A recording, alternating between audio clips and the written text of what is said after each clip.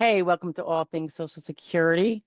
You're about to see a question from a live viewer and my response, and it may or may not have an attached additional set of information for you, but you'll see a little invitation to that if that's the case. If what you're looking for is representation and you want us to take a look at your claim, please go to joydisability.com and look in your upper left-hand corner for the link for the free SSD evaluation. And we will take care of that for you. Thank you so much. Bye-bye. Enjoy the video. Lost to hot. 47, filed for SSDI. Does it make sense to hire attorney now in paperwork stage? I think you're late, actually, if you already filed. Or wait until I get denied 2 times. Some of us won't take you when you're denied 2 times. Some of us will. To me, it depends on if you right when you're denied on recon. So I know I have a lot of time to work up your case, although it might not be a lot of time. It might be a total of 7 months coming and going. And how are you going to follow all my evidence development advice?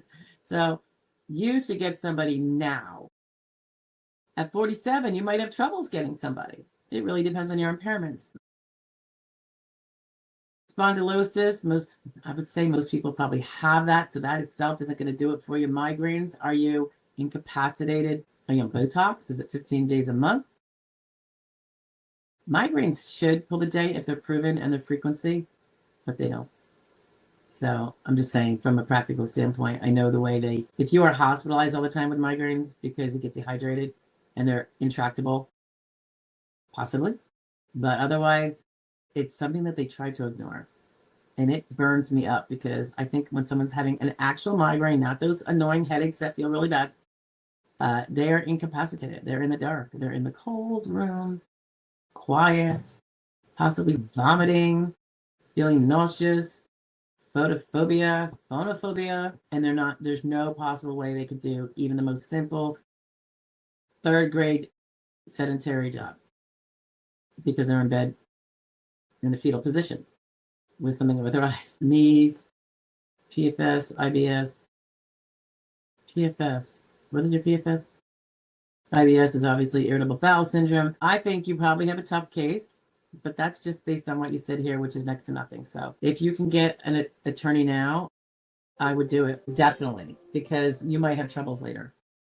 I mean, you might have it now, but it's something you want to get on.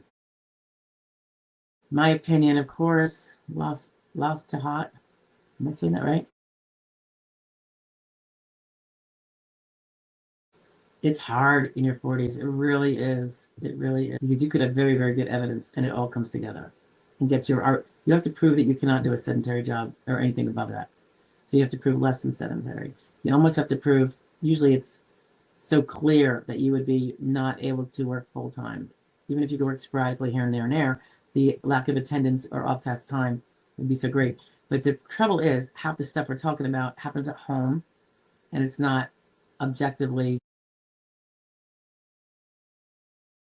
evidenced in the file with like an MRI, for instance, the migraines. A lot of times we'll point to the person's been treated for 10 years for migraines. If they're on Botox, I always make the argument that, Judge, insurance won't even approve it unless they're very clearly convinced that there's 15 migraine days a month and that it's helping to keep it lower than that. So it's got to be bad enough and that it actually works for them to continue paying. That is what I found. So that can be a kind of soft objective evidence. It's from a company that would prefer not to pay, but they're doing it. So trying to think what else. IBS is hard. I would keep an IBS journal. Actually, migraine and IBS are my 2 favorite journals. Very, very, very limited what you put in there. Literally use a legend. Don't start talking about the pain. Basically, migraine journal. Some of you have heard this from me before. Only for, well, M is for actual migraine where you're bedridden, and you could have a B, that means bedridden, comma, and nausea, V, vomiting, but bedridden. Not the kind that we sometimes see where someone says to their doctor, I have a migraine today. She drove 45 minutes to the appointment and is having a conversation and sat in the waiting room for 25 minutes. And she's saying she has a migraine. She just pretty much defined her migraines as not very severe. She's able to drive. That's a pretty good concentration skill right there. Migraines put people out and they cancel appointments. Which isn't good, but that's kind of like what happens with an actual what we think of as a migraine. Now, that's not to say you don't have bad headaches. And I'm not talking about you, lost to hot. I'm just speaking generally now. In a migraine journal, I would put an H on the days that I have a headache that are not a migraine. But the migraines, when you're in bed, those are the M's. And then I would just put the B to make it clear. And then what one can do is every month or so, send a monthly calendar to your doctor, or quarterly, or whatever it is, with the legend. So you don't want to be doing verbiage. They don't want to read your shit. You know what I mean? They just don't. They don't have time. Ideally, they're going to put that in your file. So when they get medical records requested, here's your little cover letter that says, hey, Doc Jones, here's my history of the month of my migraine exacerbations or whatever. I was in bed probably 7 days this month. I just want this so we can track the trends of how the medicine might be working or not working for my migraine over the course of time. And we can, maybe go over my next visit with you. So now you've put it in the record and it's historical.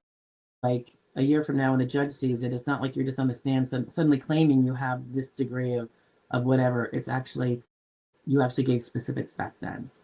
And so it would be a calendar page with just the little legend things and an explanation of what those mean. B means bedridden. N means nausea. V means vomiting. N, well, you could say, and this photo, L, like LS, light sensitive, NS, noise sensitive. Whatever your problems are, and the symptoms that accompany your migraines, that's what I would do it. Super, super simple. Keep it at your bedside because that's where you're going to be. And that's where you're going to be when you get out of your migraine and you can jot this stuff down. IBS, I always say, keep it in the bathroom, a little notebook. Same idea. And for IBS, I think like a little check mark every time you had to go to the bathroom. And if it's you could have a check part number 1, which shows that it wasn't the number 2, or a check mark 2, and then how many minutes you were in there. Like what time to go?